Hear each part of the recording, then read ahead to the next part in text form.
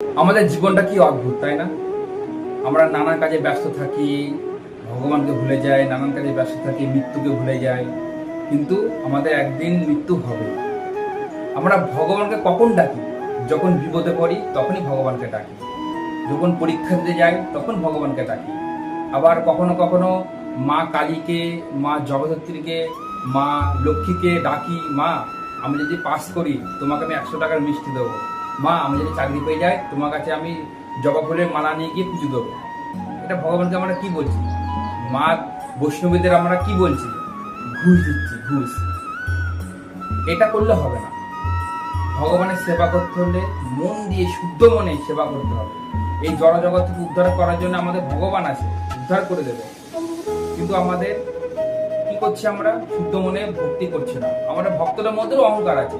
এই অহংকারটা রাখলে হবে না। আমাদের শুদ্ধ মনে ভক্তি করতে হবে, শুদ্ধ মনে জপ করতে হবে, শুদ্ধ মনে ভগবানকে ডাকতে হবে, শুদ্ধ মনে ভগবানের নাম শ্রবণ করতে হবে। আমরা সব কিছু ভুলে গিয়ে, মৃত্যুকে ভুলে গিয়ে, ভগবানকে ভুলে গিয়ে আমরা আড্ডা মারছি, আমরা ডান্স করছি, আমরা ক্লাবে যাচ্ছি, আমরা ভিডিও বানাচ্ছি, আমরা রিলস বানাচ্ছি। এগুলো কি?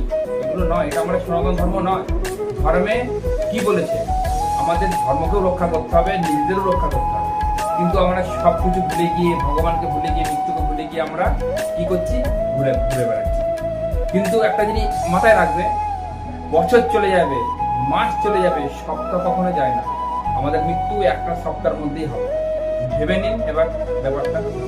আর আমরা মনে করি যে আমরা বেঁচে গেলাম না, আমরা প্রতিদিনই পাপ করছি। আমাদের হাত দিয়ে হোক, যেখানে পাপ আমাদের হচ্ছে, তাহলে আমাদের কি করতে হবে?